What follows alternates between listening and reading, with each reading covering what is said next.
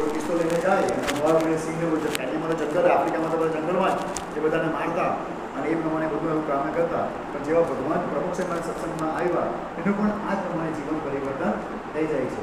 અને એ જીવન પરિવર્તન થઈ જાય અને એ પોતે ભક્તના ઉચ્ચ કોટીના ભક્ત બની ગયા. જ્યારે એક ભક્તના ધામમાં જાય છે, તમને યાદ હોય તો મેં તો બરાબર જોયું છે કે ઓનલાઈન સભા થતી ત્યારે બાપા નિર્ગુણમાં હતા તો બાપાએ સ્પેશિયલ હાર બનાવ્યો. હાર અને કંઠી અને સંતોને સ્પેશિયલ મહંત સ્વામી મહારાજે આફ્રિકા મોકલેલા અને એની અંતિમ વિધિ માટે સંતોને ત્યાં મોકલેલા. તો ક્યારે બને કે એવા ઉચ્ચ કોટીના ભક્ત હોય તો જ ને. હવે એ એવા ઉચ્ચ કોટીના ભક્ત સુભાષભાઈ હતા. એવા જ આપણે બધા ઘણા બધા ભક્તો છે. અત્યારે આપણે પણ જોઈ શકીએ કે આપણા સત્સંગમાં પણ એવા ઘણા બધા ભક્તો છે કે જેના જીવનમાં વ્યસન હોય એ વ્યસન દૂર કરવાથી આદર્શ ભક્ત થઈ ગયા. જેના જીવનમાં બધા વ્યભિચાર હોય, બધા ખોટા કર્મ કરતા હોય, પણ જ્યાં સત્પુરુષને આશરે આવવાથી એના જીવનનું પરિવર્તન થતું આપણને સૌને જોવા મળે છે. પણ ઘણા બધા વ્યસની હોય, તો બધું માંસાહાર કરતા હોય, એ બધું આ પ્રકારની વાત જ છે ને. એ ચોરી છે, લૂંટફાટ છે, માંસાહાર છે, એ જે બધી પ્રકારની જે કુમાર્ગે જતા હોય એ બધા માર્ગે છોડીને ભગવાનના માર્ગે ચડી જાય અને એ જીવન પરિવર્તન દ્વારા પોતાના જીવનનું પરિવર્તન થઈને આદર્શ ભક્ત બધા તથા અત્યારે પણ આપણને જોવા મળે છે. તો આપણે આ જોબન પગી જેવા આદર્શ ભક્ત થવાનું છે. અને જેમ જોબન પગીએ એને કહેલું ને હાથમાં માળા પકડેલી અને માળા પકડતા પકડતા અને ભગવાનનો રાજીપો પ્રાપ્ત કરેલો છે. તો એ જ પ્રસંગ અત્યારે બની ગયો 2 દિવસ પહેલાં કે અત્યારે સુરતમાં પ્રાર્થના મંદિરની જે પ્રતિષ્ઠા વિધિ થઈ અને એની અંદર પણ મહંત સ્વામી મહારાજે આ જ આશીર્વાદ આપ્યા. તેમ જોબન પગી બેહીને માળા ફેરવતો. અત્યારે તમે કોઈ પણ સભામાં જાઓ તો સંતો બેસીને બધા સભામાં માળા ફેરવતા જોવા મળે. તો આપણે આદર્શ ભક્તો હોય, તમે સભામાં જાઓ તો ઘણા બધા ભક્તો માળા ફેરવતા આપણને જોવા મળે છે. આપણી સભામાં બી તમે જોવા મળે. આપણી સભામાં રવિ સભામાં જાઓ તો તમે મોટી જાહેર સભામાં જાઓ તો તમને એકાદ બે હરિભક્તો તો માળા ફેરવતા મળશે જ.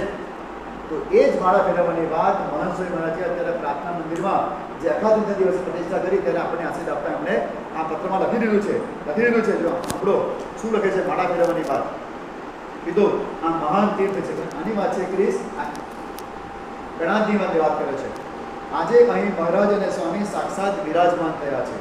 જે કોઈ મહિમાએ સહિત પ્રત્યક્ષ ભાવથી વિશ્વાસ લાવી શ્રદ્ધાએ સહિત દર્શન, માળા શબ્દમાં લખેલો છે, પ્રદક્ષિણા, ઢાળ, દંડવત વગેરે સેવા ભક્તિ કરશે તેના સર્વે શુભ મનોરથ મહારાજ સ્વામી પૂરા કરશે. અને સ્વામીએ આમાં સ્પષ્ટ માળા લખેલું છે. અને જો તમે એ ઓનલાઈન સભા જોઈ હોય તો એની અંદર પણ મહંત સ્વામી મહારાજ માળા ફેરવે છે અને માળા ફેરવતા ફેરવતા હરિભક્તોને સુખાકાર્ય માટે પ્રાર્થના કરે છે. સુનિલભાઈ સાંઈ બેઠેલા છે પોતે માળા પેલા સ્વામી એટલા હોશિયાર કે પોતાની માળા આપી ગયા. પોતે માળા વરસાદી થઈ જાય ને એટલે સ્વામી પોતાની માળા મૂકેલી છે બાજુમાં અને એ સ્વામી જે આપી ગયા એ માળા એમણે લીધી અને પોતે મહંત સ્વામી માળા ફેરવે છે.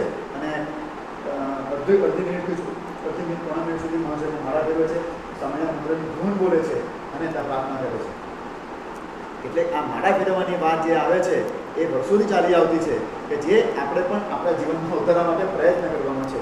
સ્વામી કહે છે ને કે જેમ જોબન બગી જ્યારે પેલો આમ ગધેડાની ગાય બનાવી કાઢી માળા ફેરવ્યા કરતો હોય તો પેલાને કશ્યપભાઈને કેવું થઈ ગયું કે આનું તો કેવું ગધેડાની ગાય બનાવી કાઢી એને પ્રેરણા મળી.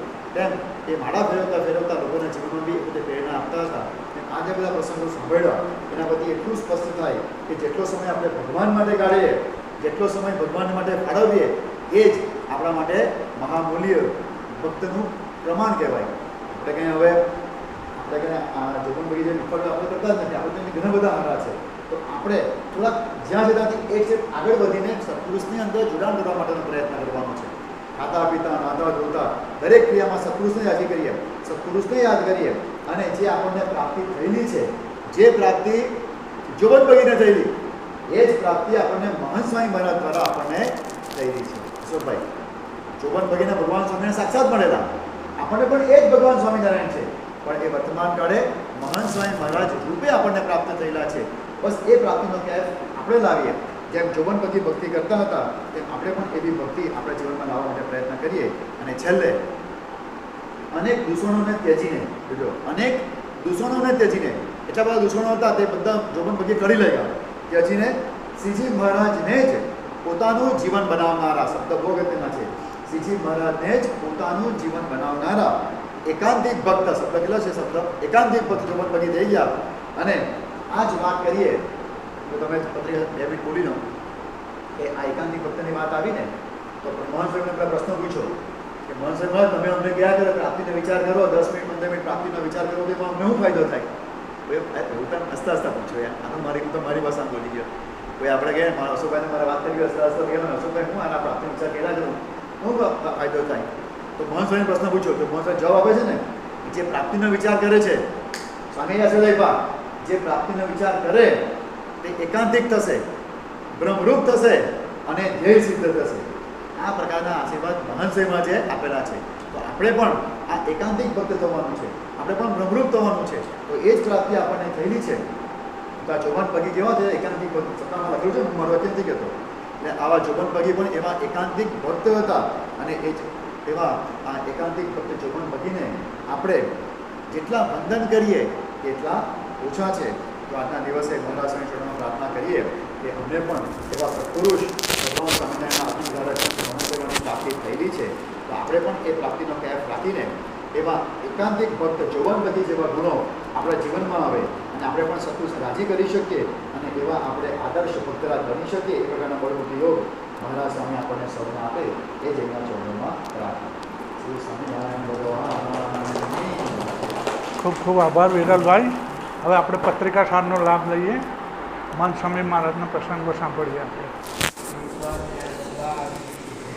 તારીખ 13/12/24 સ્વામીજીએ કાર્યકર શિબિરના શેષ રહેલા 2 સત્રનું રેકોર્ડિંગ કર્યા છે, જેમાં એક પ્રશ્નોત્તરીનું સત્ર અને એક સમાપન આશીર્વાદ હતું. તે બંનેના મુખ્ય અંશો સારું છે. પ્રશ્ન: આપે એવી આજ્ઞા કરી છે કે દરરોજ ઓછામાં ઓછો 15 મિનિટ પ્રાર્થનાનો વિચાર કરો. બોરીઓનામાં છે, બોરીઓ તે છે. હા, બંને વાત વિચાર કરો. બહુ બોરીઓ છે તો જો બોલો. તો તે એ વિચાર કરવાથી શું લાભ થાય છે? સ્વામીજી કહે, શ્રીજીમને પ્રાપ્ત થયેલો છે, એમાંથી ઉપર કોઈ નથી. પ્રાપ્તિના વિચારનો અંત જ નથી. જેટલો કરીએ એટલો ઓછો છે. પ્રશ્ન: પ્રાપ્તિના વિચારથી વ્યક્તિગત રીતે શું લાભ થશે? સ્વામીજી કહે, વ્યક્તિગત તો તમારે બ્રહ્મરૂપ થવાશે, એકાંતિક થવાશે અને ધ્યેય સિદ્ધ થશે. પ્રશ્ન: પ્રાપ્તિનો વિચાર દરરોજ ન કરીએ અને કોઈક વાર કરીએ તો શું નુકસાન થાય? સ્વામીજી કહે, નુકસાન ભારે. જેમ ખાવાનું આપણે દરરોજ ખાઈએ, ગેપ પડે તો અશક્તિ આવી જાય અને ઢીલાશ આવે છે, એમ પ્રાપ્તિનો વિચાર હળક દગડ કરીએ, જેમ મનમાં આવે એમ કરીએ તો આવું પરિણામ આવે. એટલે તમારું ઘડતર બરાબર ન થાય. પ્રશ્ન: આપના મતે પ્રાપ્તિ એટલે શું? સ્વામીજી કહે, પ્રાપ્તિ એટલે શ્રીજી મહારાજ. પ્રશ્ન: અને